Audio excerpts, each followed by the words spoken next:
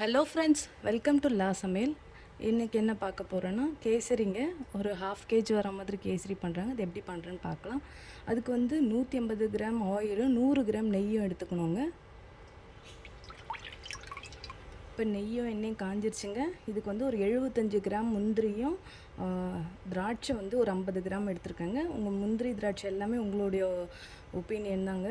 எவ்வளோ வேணாலும் நீங்கள் போட்டுக்கலாம். அதுக்கு இப்போ வந்து முந்திரி போட்டுக்கிறேங்க. ஃபஸ்ட்டு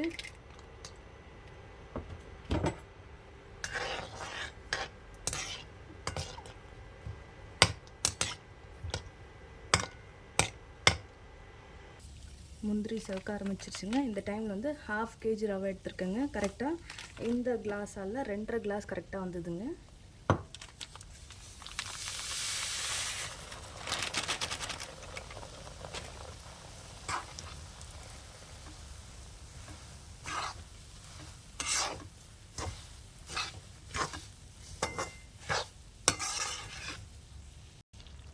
திராட்சை ஒரு 50 கிராமுங்க. அதையும் இந்த ஸ்டேஜில் போட்டு நல்லா வறுத்துக்கணுங்க.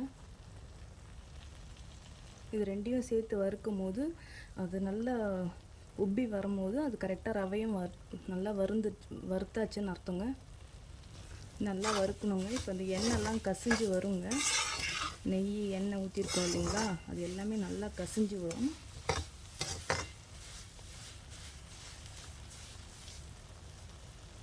பாருங்கள், வருது இல்லைங்களா, அந்த மாதிரி எண்ணெய் வந்துடும் ஃபுல்லாமே, நெய்யும் எண்ணெயும்.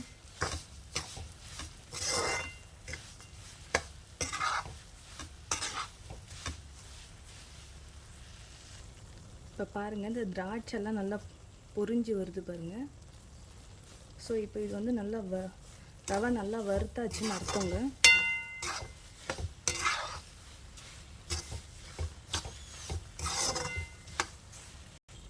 இதுக்கும் வந்து தண்ணி வந்து இந்த கிளாஸில் 2.5 எடுத்தேன் இல்லைங்களா, 1:3 தாங்க. 2.5 கிளாஸ் எடுத்தேன், அதனால் 7 கிளாஸ் தண்ணி ஊற்றுறேங்க. 7.5 கிளாஸு. இதுக்கு வந்து நல்லா சிம்மில் வச்சுருங்க. வச்சுட்டு நல்லா சுடு தண்ணி தாங்க ஊற்றணும். ஆல்ரெடி கொதிக்க வச்சுருக்கேன் மெஷர்மெண்ட் எடுத்து.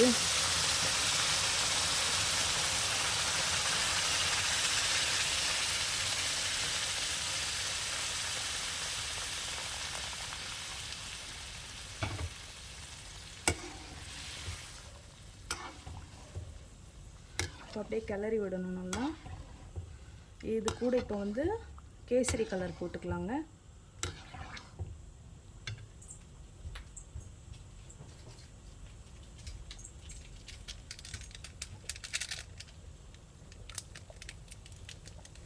கேசரி கலர் வந்து ஆப்ஷனல் தாங்க. நீங்கள் குங்குமப்பூ போட்டால் கூட ஓகே, குங்குமப்பூ போட்டால் கூட ஓகே.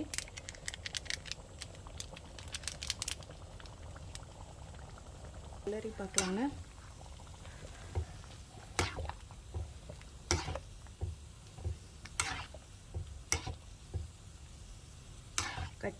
கட்டி வரா மாதிரி இருக்கும், பட் கட்டி வராதுங்க. நல்லா கிளறி விட்டுக்கோங்க. இன்னும் கூட கொஞ்சம் கேசரி கலர் போட்டுக்கிறேங்க.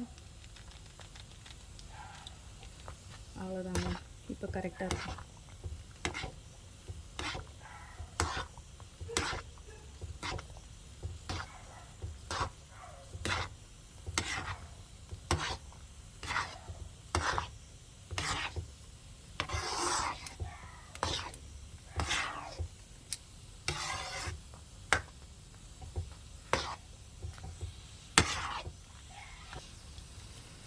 அவ்வளோதாங்க, நல்லா கிளறணும். நல்லா ஒட்டாமல் வருது பாருங்கள்.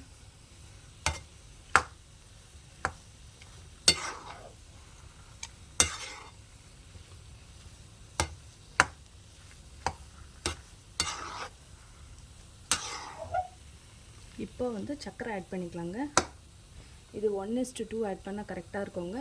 வீட்டுக்கு கொஞ்சமாக சாப்பிட்றோம் அப்படின்ற மாதிரி இருந்துன்னா 1.5 போட்டால் கூட ஓகேங்க. 1க்கு 1.5 போட்டால் ஓகே. இப்போ நான் வந்து 1 கிலோவுக்கு வந்து 1 கிலோ சர்க்கரை ஆட் பண்ணுறேங்க. 1/2 கிலோ ரவைக்கு 1 கிலோ சர்க்கரைங்க.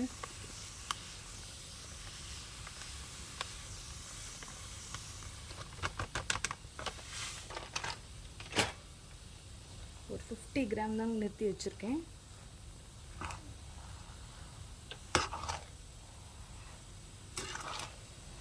இது இது மெல்ட் ஆகும். மெல்ட் ஆனால் தண்ணியாகவும், ஒன்றும் பயப்பட வேண்டாம். திரும்பியும் அகெயின் செட் ஆகிடும் அது.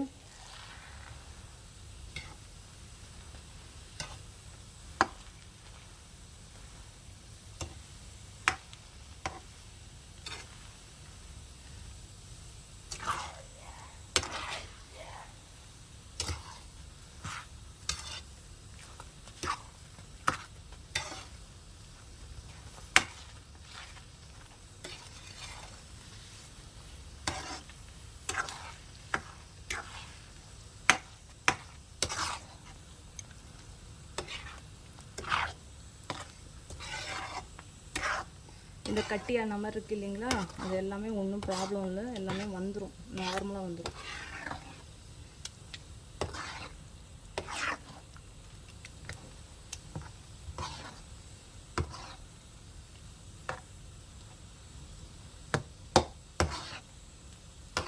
இப்போ ஏலக்காய் சேர்த்துக்கலாங்க இந்த ஸ்டேஜ். இப்போது ஒரு 6-7 ஏலக்காய் வந்து சர்க்கரை போட்டு, இந்த சர்க்கரை எடுத்து வச்சு இல்லைங்களா, அதில் போட்டு பொடி பண்ணியிருக்கேங்க. பொடி பண்ணி இதோட ஃப்ரெஷ்ஷாக ஆட் பண்ணிக்கணும்.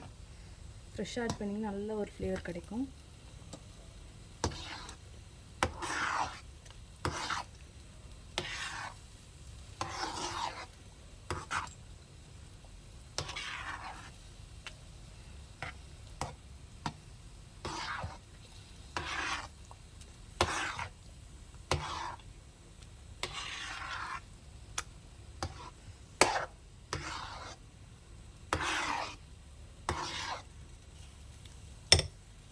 இந்த ஸ்டேஜில் அகெயின் ஒரு 50 கிராம் நெய் ஊற்றிக்கணுங்க.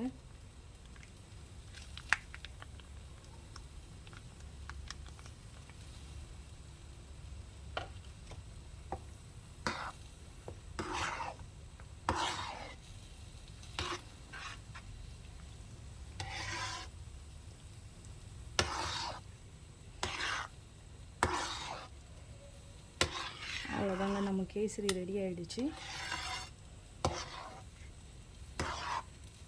இப்போ பாருங்கள், அந்த கட்டியெல்லாம் இல்லாமல் வந்திருக்கு பாருங்கள். இன்னும் கொஞ்சம் நேரம் ஆச்சுன்னா கொஞ்சம் இருக்குங்க, அப்போ கரெக்டாக செட் ஆகிடும் உங்களுக்கு.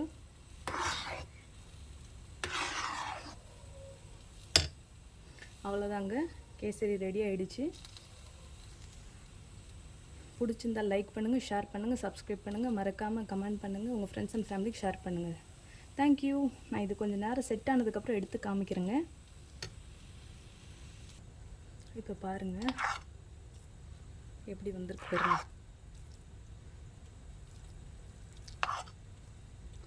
பிளேட்டில் வைக்கிறேங்க.